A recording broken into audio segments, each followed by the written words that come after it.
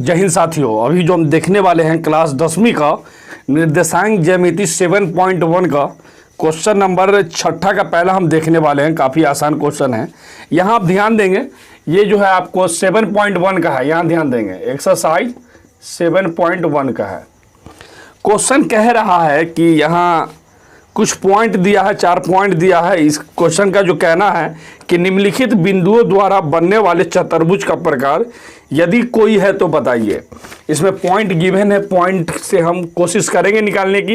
ये 7.1 का 6 का पहला क्वेश्चन है। इसमें देखेंगे हम पहला क्वेश्चन में जो पॉइंट दिया, पहला ए पॉइंट अगर लिया जाए तो ए पॉइंट आपका जो हुआ -1 और -2 हुआ। भाई अगर दूसरे पॉइंट बी की बात की जाए, अगर बी की बात की जाए तो बी जो पॉइंट हुआ आपको 1 और 0 हुआ। भाई तीसरे पॉइंट सी की जाए तो सी पॉइंट जो है -1 और 2 हुआ। भाई अगले पॉइंट की बात की जाए डी की, तो डी -3 और 0 हुआ। यहाँ आप ध्यान देंगे, क्वेश्चन का कहना यह है कि आप बताइए इससे कौन सा चतुर्भुज और किस प्रकार के चतुर्भुज का निर्माण हो रहा है, ऐसा हमको बताना है। काफ़ी इजी है। अभी तो ये क्लियर नहीं है कि rectangle A B C D यानी कि चतुर्भुज ए बी सी डी का टाइप क्या है, कौन सा प्रकार है। चलिए हम क्वेश्चन को सॉल्व करते हैं और सॉल्व करने के बाद ही पता चलेगा कि ये कौन से चतुर्भुज के प्रकार पर है। सिंपल सा यहाँ ध्यान देंगे, अगर हम ए बी की दूरी निकालें, यहाँ देखिए ए बी की दूरी सूत्र आपको आना चाहिए, क्योंकि दूरी सूत्र काफ़ी आसान है, ये आना ही चाहिए। आपको मालूम होगा कि दूरी सूत्र बराबर, हम पहले ए बी की दूरी में हम सूत्र लिख देते, फार्मूला याद होना काफ़ी ज़रूरी है।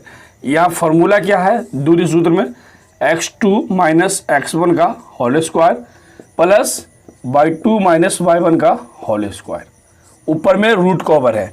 तो यहाँ ध्यान देंगे, यहाँ जो करना है ए और बी की जो दूरी निकालेंगे तो ये देखिए x1 y1 x2 y2, तो x1 y1 x2 y2 इसी तरह इसमें लेंगे तो सेम प्रोसेस होगा। तो ये x वाला है, ये y वाला है। चलिए इसको हम रिमूव करते हैं। तो ए बी की जो दूरी यहाँ जो हम निकालेंगे, ए बी की जो दूरी यहाँ हम निकाले तो सिंपल सा देख लीजिए, अंडर रूट होगा x2 यानी कि 1, ए बी पे बात हो रही है तो 1 माइनस में 1 है तो ये प्लस में 1 हो जाएगा स्क्वायर। भाई y2 की बात की जाए तो y2 0 है और y1 माइनस तो -2 है, तो माइनस यहाँ +2 हो जाएगा, इसका होल स्क्वायर। जैसे यहाँ -1 लिया जाए, यहाँ देखें -1 लिया जाए तो इसका ये होल स्क्वायर है।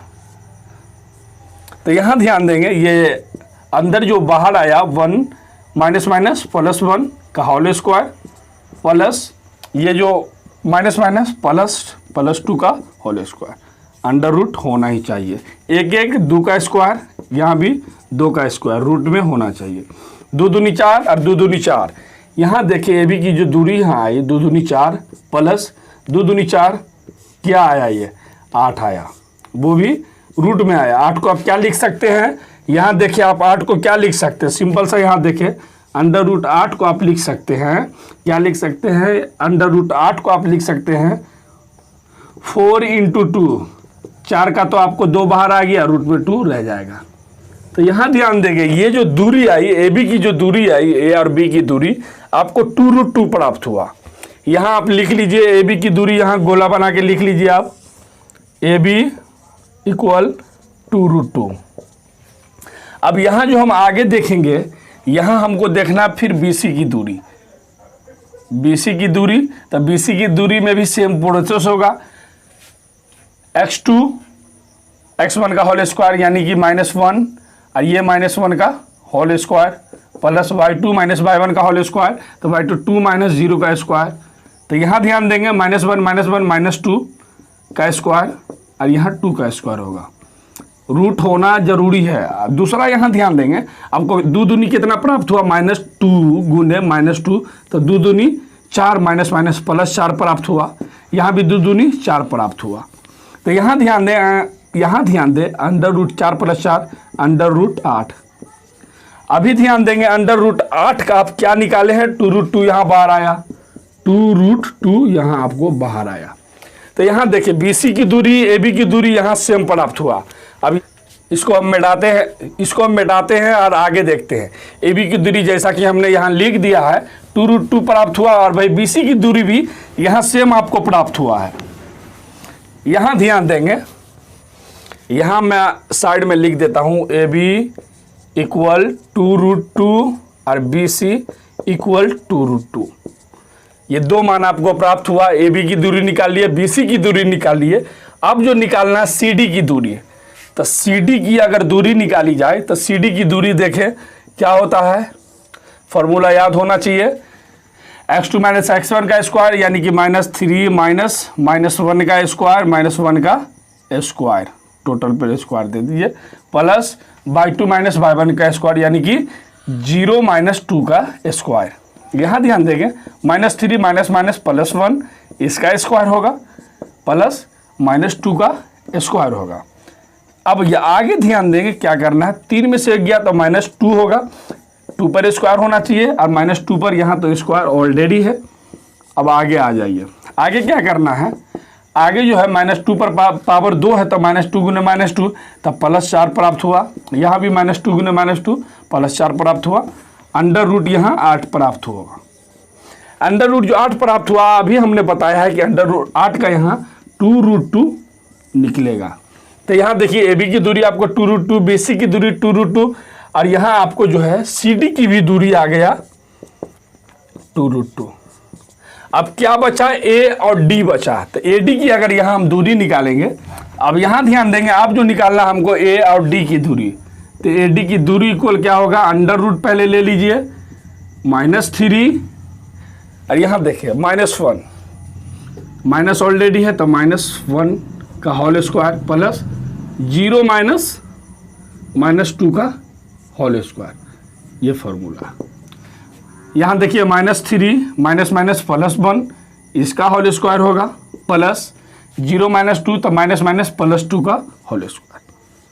जैसा कि आप समझ पा रहे होंगे, तो 3 में से 1 गया तो -2 का स्क्वायर और 2 पर पावर 2 है तो 2 दूनी 4 हुआ, -2 गुने -2 तो +4 रूट देना कंपलसरी है। 4 क्या होगा, √8, 8 का मान अभी हमने बताया है कि 2√2 आएगा। तो यहाँ देखिए AD की जो दूरी आई, AD की भी दूरी आई 2√2। यहाँ देखें AD की दूरी आपको क्या प्राप्त हुआ, 2√2।